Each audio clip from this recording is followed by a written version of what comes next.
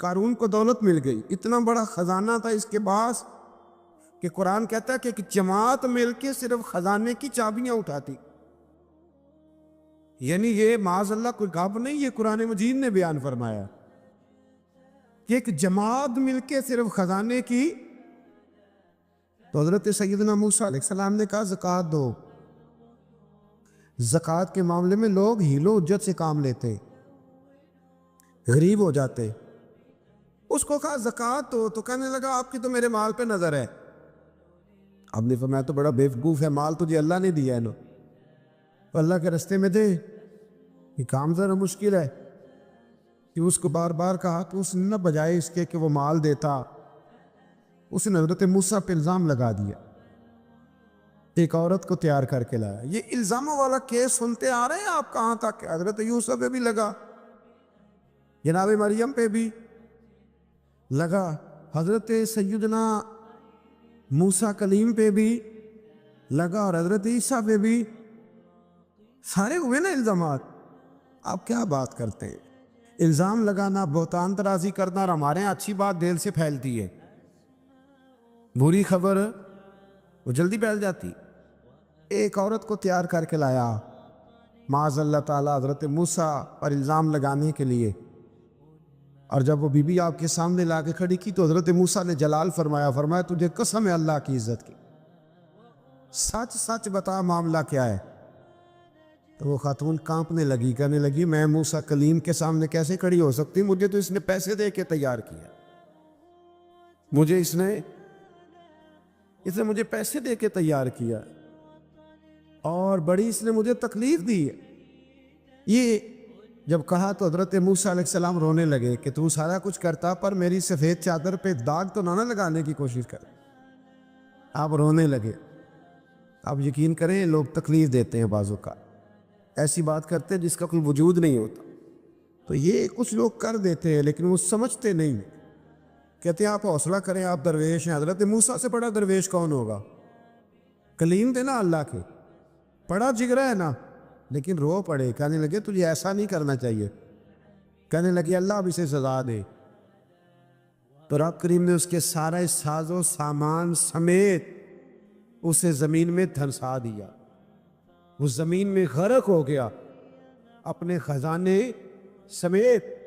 امام اعظم ابو حنیفہ رحمۃ اللہ تعالیٰ علیہ کچھ لوگ حسد کرنے لگے تو ایک عورت ایک دفعہ آ گئی، کہنے لگی کوئی مسئلہ پوچھنا ہے. یہ بڑا کٹھن سا معاملہ ہوتا ہے، جو آدمی جو کام کر رہا ہوتا ہے وہی روپ دھار لیتے. مسئلہ کچھ نہیں، اندر آئی تو باہر سے شور ہو گیا. لوگ آ گئے، کوتوال کو بلا لیا، معاذ اللہ امام صاحب کے پاس بی بی ہے، جیل میں لے گئے، سویرے فیصلہ کریں گے. رات کو نا ساری رات امام اعظم نے نماز پڑھی، ساری رات، اور کہنے لگے اللہ اب تو میں بوڑھا ہو گیا، اس حال میں اب ان سوالوں کا جواب دوں گا. وہ عورت بھی ساتھ بند تھی، اس عمر میں ان سوالوں کے جواب یار بڑا مشکل ہوتا ہے. اللہ اکبر. اس عمر میں امام صاحب رو رہے تھے تو اس عورت کا دل نرم ہو گیا. امام صاحب سے کہنے لگی مجھے غلطی ہو گئی، میں نے پیسے کسی سے پکڑ لیے تھے. حضور آپ تو اللہ کے نیک بندے. امام صاحب کہنے لگی اب ایک نیکی کر، کوتوال سے کہہ کہ مجھے کوئی تکلیف ہے تو میں دوا کھا کے واپس آ جاؤں گا. تو وہ کوتوال تو پہلے ملا ہوا تھا، اس نے اس کو کہا کہ مجھے کوئی تکلیف ہے میں گھر جاتی ہوں، دوا کھا کے واپس. امام صاحب نے سمجھا دیا. وہ گئی تو جو برقع اس نے پہنا ہوا تھا نا نقاب ساری عورتیں، وہ جا کے نا اس نے امام صاحب کی بیوی کو دیا. امام صاحب نے اس کو سمجھا کے بھیجا تھا. وہ برقع گھر لے گئی اور جا کے زوجہ کو ساری بات سنائی. وہ دوائی کھانے گھر چلی گئی اور زوجہ برقع پہن کے تھانے آ گئی. سویرے قاضی کے سامنے بھیج ہوئے تو کہنے لگا جی آپ اتنے بزرگ ہو کے عالم ہو کے بیوی کے ساتھ اکیلے. فرمایا میری بیوی ہے تو میں نے اکیلے ہی ہونا تھا اس کے ساتھ، اور کس نے ہونا تھا؟ جناب آپ کی بیوی. فرمایا بلاؤ میرے سسر کو، اور بلاؤ محلے کی 10-12 عورتوں کو بھی دیکھ لے. انہوں نے دیکھا تو امام صاحب کی بیوی نکل آئی. وہ جتنے تھے نا الزام لگانے والے وہ اب غور سے دیکھ رہے تھے. تو ایک کہنے لگا امام صاحب سے یہ کیا ہوا؟ فرمایا قرآن ہے وَتُعِزُّ مَن تَشَاءُ وَتُذِلُّ مَن تَشَاءُ.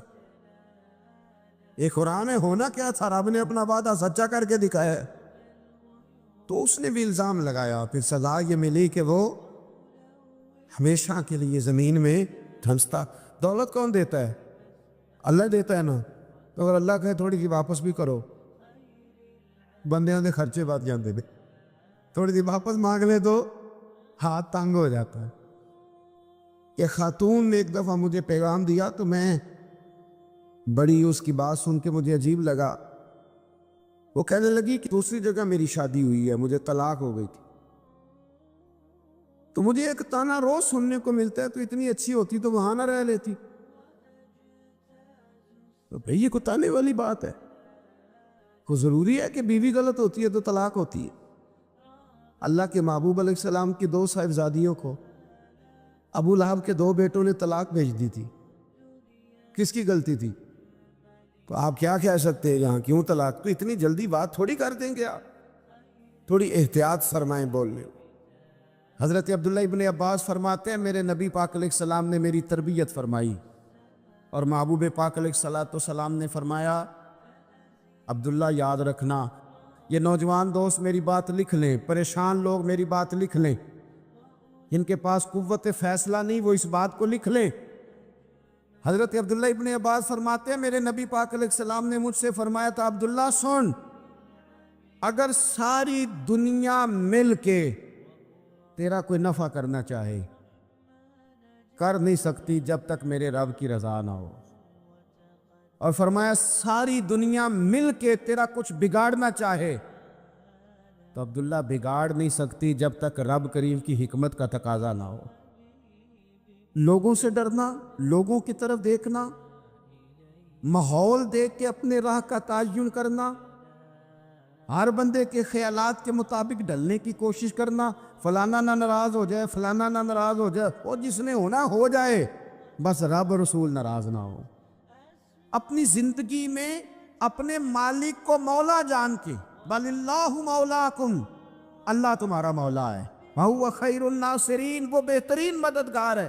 توجہ جب بھی کریں رب کی جانب کریں، اپنے دل کا قبلہ درست رکھیں، سوچوں کے زاویے سیدھے رکھیں۔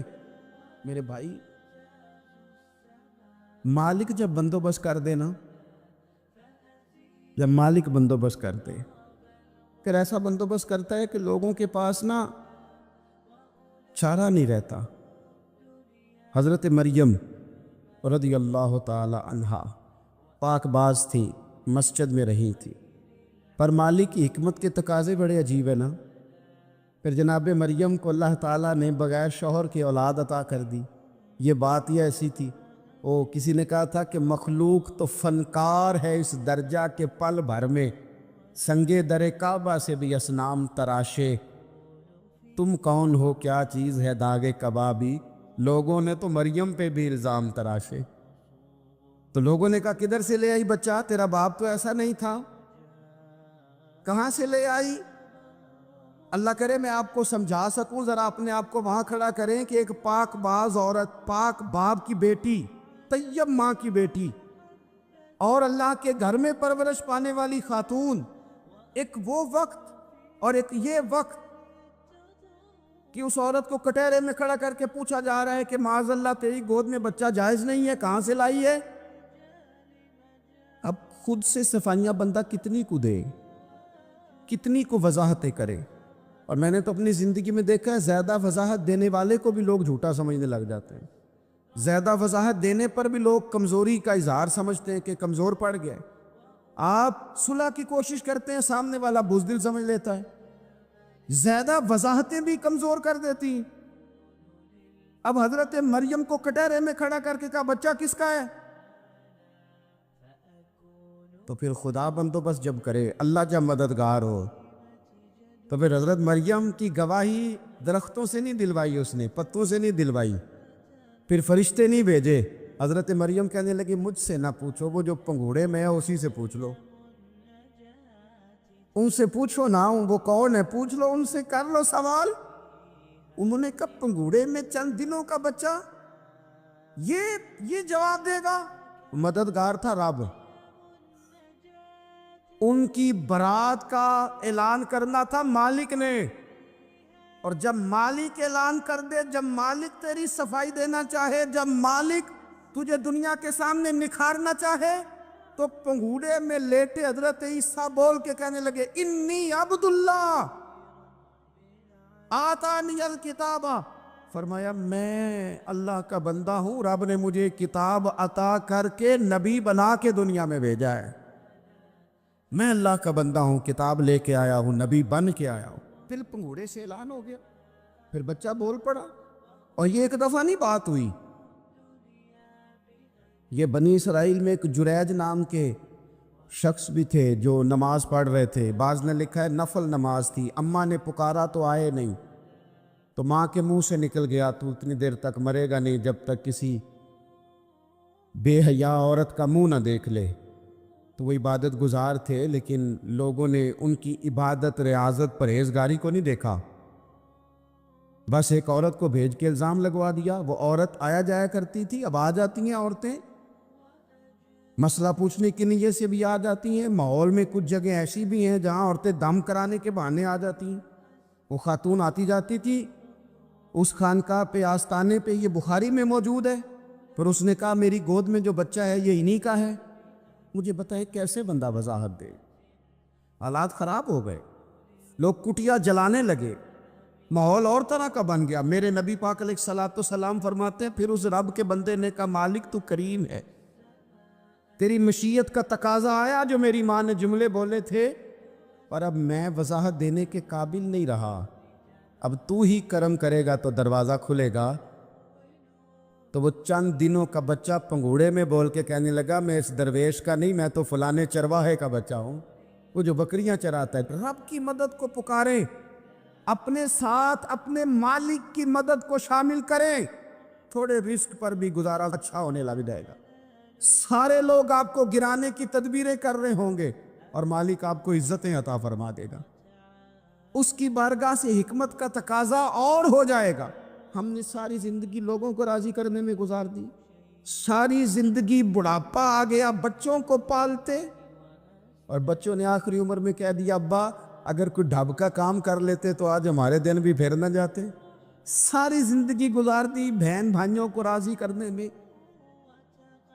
ساری زندگی گزار دی ذمہ داریاں اٹھانے میں، ان کو 99 دفعہ دیا، ایک دفعہ نہیں دیا تو انہوں نے کہہ دیا تو نے تو کبھی دیا ہی نہیں، تو تھا ہی نہیں۔ ساری زندگی محلے داروں، علاقے والوں کو راضی کرنے میں گزار دی۔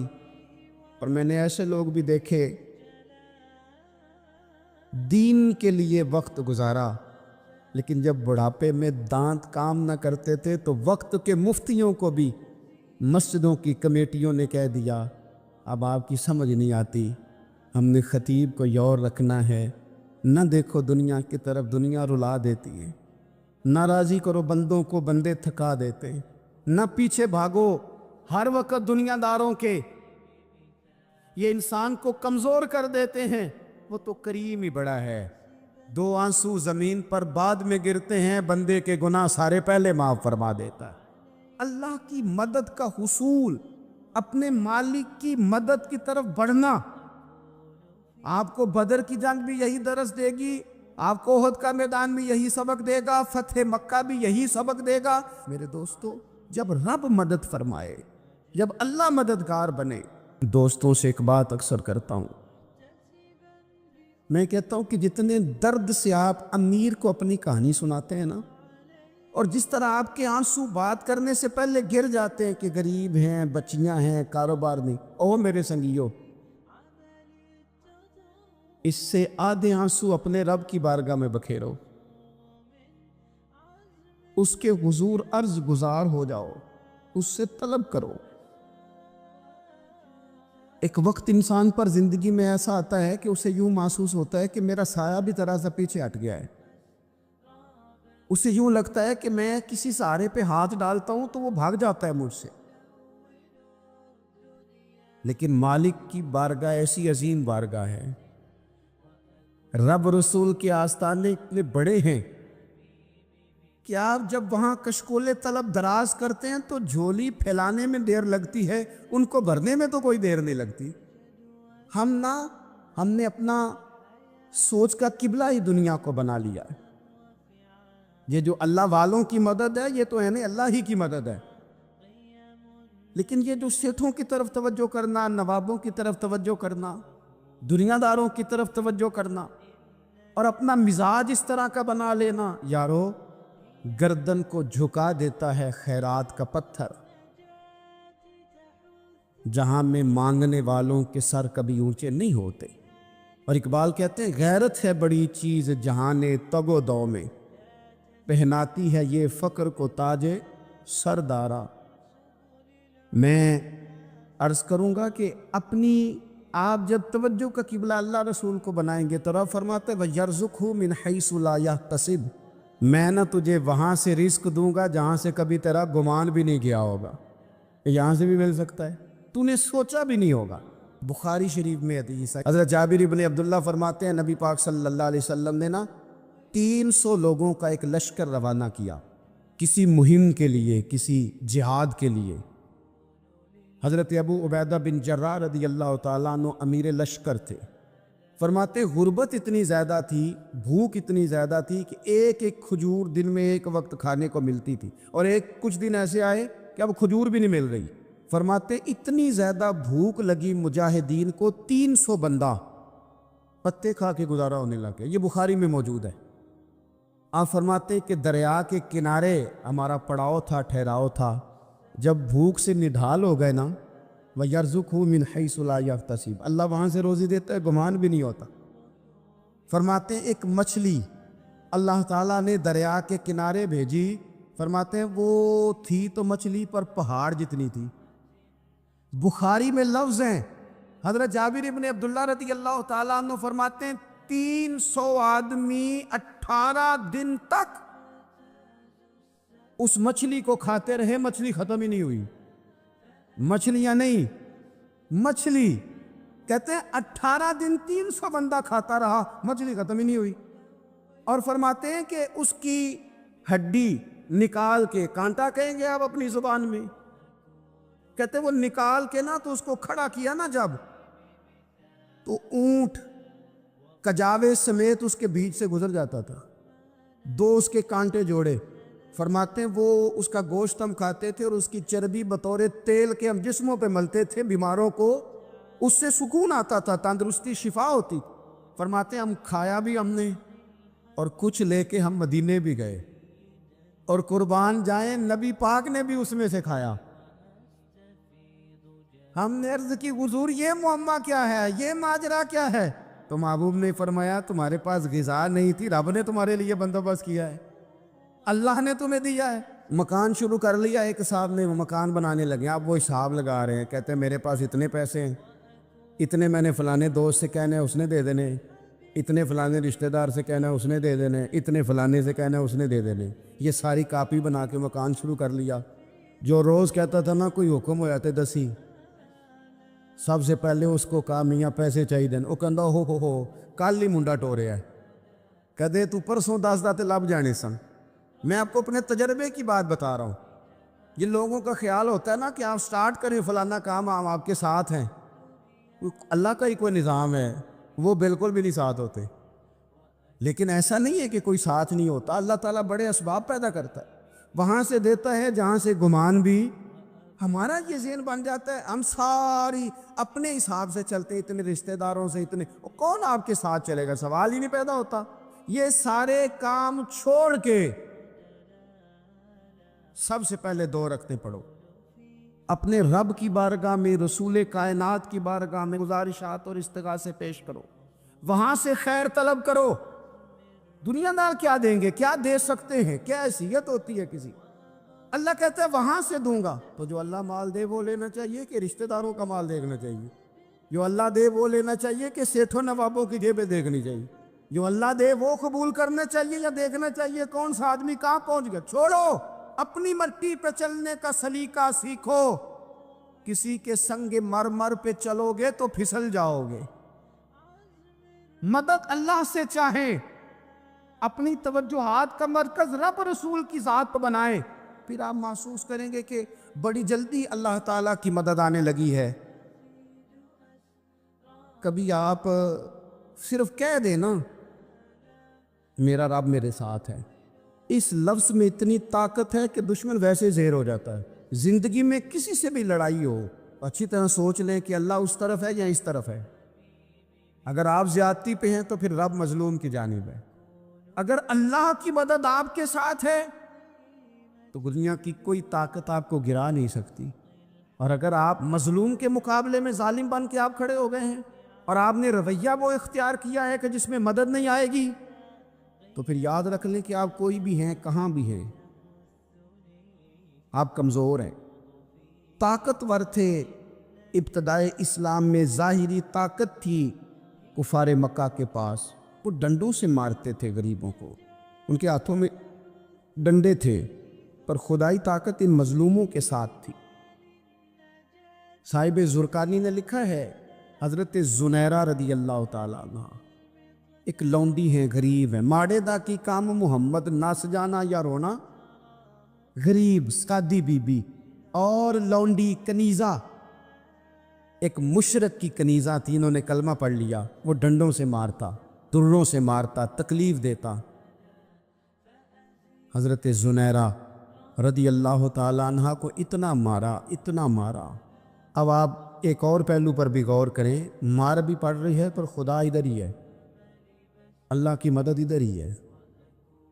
رب کہتا ہے کہ پہلے تو صبر کرنا، ان اللہ مع الصابرین، تو صبر کرے گا تو پھر رب کی معیت ملے گی، ذرا ٹھہرنا، تو تھوڑا ڈٹنا۔ ان الذین قالوا ربنا اللہ ثم استقاموا تتنزل علیہم الملائکہ، تو کہے اللہ میرا رب ہے، پھر تو پہلے ڈٹ، پہلے تو نے ڈٹنا ہے۔ ثم استقاموا، جو ڈٹ گیا، تتنزل علیہم الملائکہ، ڈٹنے والے کے لیے مدد آتی، پہلے تھوڑا ٹھہرنا پڑتا ہے، پہلے تھوڑا صبر کرنا پڑتا ہے، حوصلہ کرنا پڑتا، اس کے بعد مدد آتی۔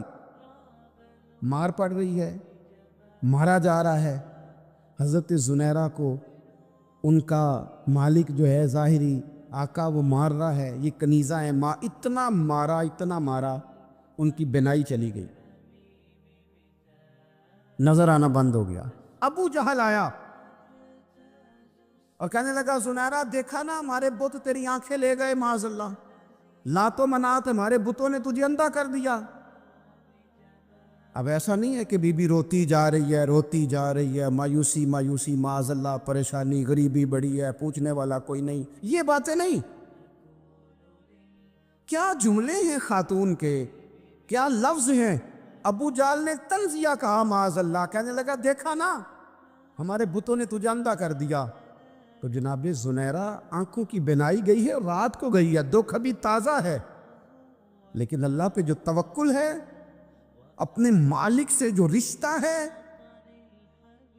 وہ اتنا مضبوط ہے، اتنا طاقتور ہے، اس میں اتنی گہرائی ہے کہ حضرت زنیرہ بول کے نا اتنی قوت سے بولی، اتنی طاقت سے بولی کہ پورے کفر پر لرزہ طاری ہو گیا۔ فرمانے لگی تمہارے بتوں کی کیا اوقات ہے کہ وہ میری بینائی لے جائیں، یہ میری رب کی حکمت کا تقاضا ہے۔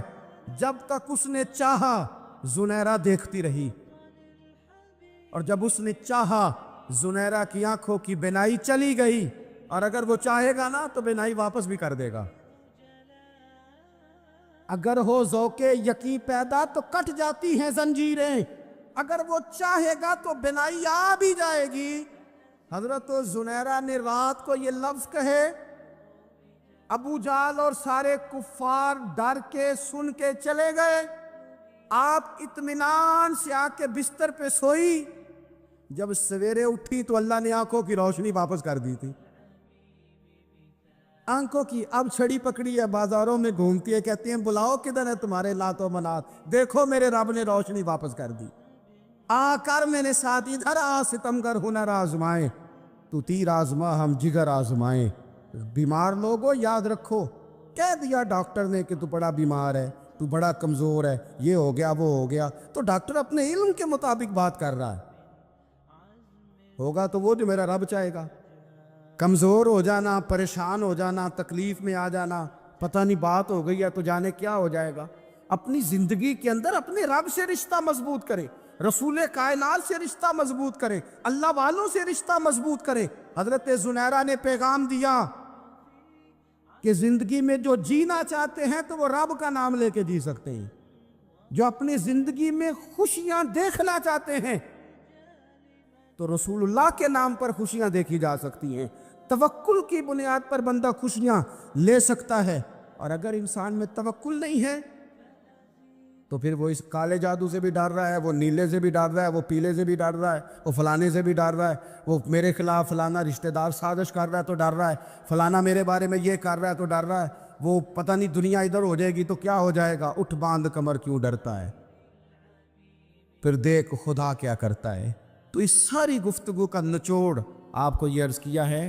سب سے پہلے تو یہ کہ میدانوں میں مدد بھی اللہ کی, رزق میں مدد بھی اللہ کی, فصلیں خشک ہوں تو مدد پھر بھی اللہ کرے تو پھر ساری مدد, اور اگر انسان بیمار ہو تو پھر بھی مدد اللہ کی. تو اپنے اللہ کی جانب توجہ کو بڑھائیں, آپ اللہ سے مدد کے سوالی بنیں.